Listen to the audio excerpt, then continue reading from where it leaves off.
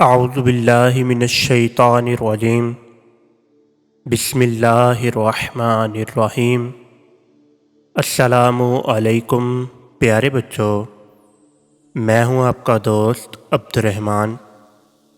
آج کی ہماری کہانی کا عنوان ہے چوہا اور مینڈک۔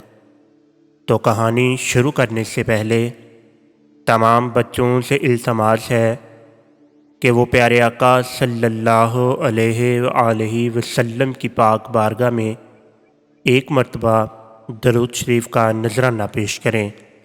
الصلاۃ والسلام علیک یا سیدی یا رسول اللہ وعلی آلک واصحابک یا سیدی یا حبیب اللہ۔ گھنے جنگل میں ایک دلدل کے قریب برسوں سے ایک چوہا اور ایک مینڈک رہتے تھے۔ بات چیت کے دوران ایک دن مینڈک نے چوہے سے کہا، اس دلدل میں میرا خاندان صدیوں سے آباد ہے اور اسی لیے یہ دلدل جو مجھے باپ دادا سے ملی ہے میری میراث ہے۔ چوہا اس بات پر چڑ گیا۔ اس نے کہا، میرا خاندان بھی یہاں سینکڑوں سال سے آباد ہے اور مجھے بھی یہ جگہ اپنے باپ دادا سے ملی ہے اور یہ میری میراث ہے۔ یہ سن کر مینڈک غصے میں آ گیا اور تو میں شروع ہو گئی۔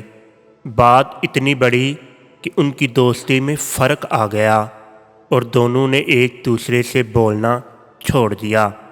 ایک دن چوہا وہاں سے گزرا تو مینڈک نے اس پر آواز کسی جو چوہے کو بہت بری لگی۔ اس کے بعد چوہے نے یہ کیا کہ وہ گھاس میں چھپ کر بیٹھ جاتا اور جب مینڈک وہاں سے گزرتا تو اس پر حملہ کر دیتا۔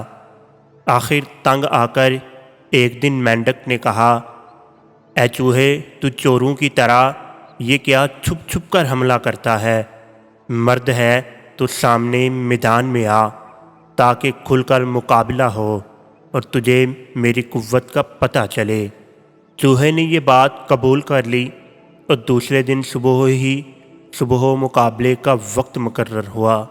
مقررہ وقت پر ایک طرف سے چوہا نکلا، اس کے ہاتھ میں نرسل کے پودے کا ایک لمبا تنا تھا۔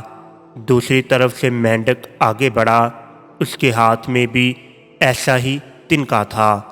دونوں نے ایک دوسرے پر زبردست حملہ کیا اور پھر ذرا سی دیر میں دونوں گتھم گتھا ہو گئے۔